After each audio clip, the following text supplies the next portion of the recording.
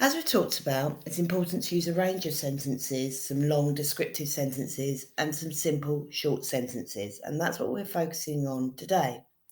So, simple sentences are high impact sentences. They're great for building suspense and drama.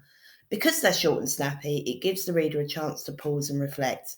They can be a good way to end paragraphs, and they also work well after a few longer sentences.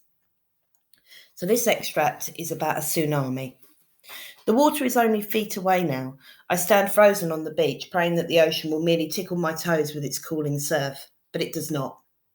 A huge roaring sea tiger devours me in one ravenous bite, lifts me off my feet and tosses me like a rag doll towards the hotel. I can't see. I can't breathe. So in that extract, the writer uses the short sentences, but it does not, to emphasise the narrator's horror in response to the sheer power of the water coming towards her. The effect of this is to draw attention to her rising panic about being caught up in the huge wave, and her feelings at the end are in short sentences. I can't breathe. The less you know, there's a sense of panic there by these short sentences.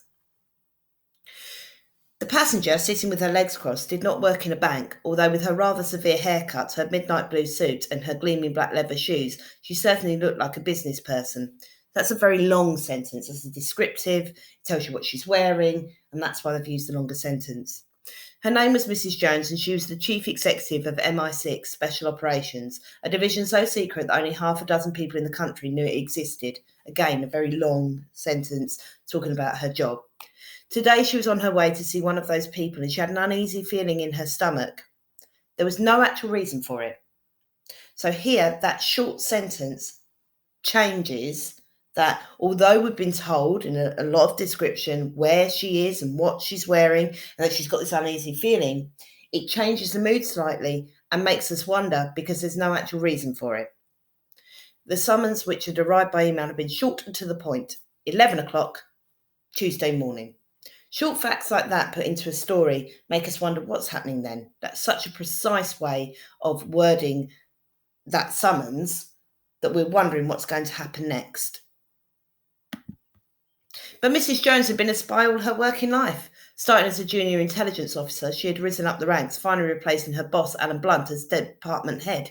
She had learnt to trust her instincts, and the moment she'd received the message, she had known she was in trouble. She didn't know why.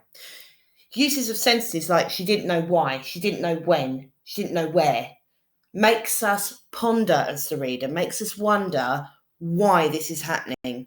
And that's how that short sentence is being used at the end of a paragraph to make us wonder what is happening next. The Jaguar was waiting for Mrs. Jones outside the Foreign Office with the engine already running. She got in and closed the door. She didn't need to tell the driver where to go. 2 short sentences in succession, just getting the information on. She's got in. She doesn't need to tell the driver where to go. As a reader, we're thinking, this must happen before. The car pulled away, heading back the way it had come. So it was finally over. Dominic Royce was her boss and she couldn't argue with him. She could never use Alex Ryder again. Unless, of course, she went behind his back.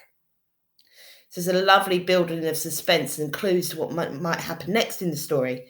So it was finally over. She could never use Alex Ryder again. And we're wondering why.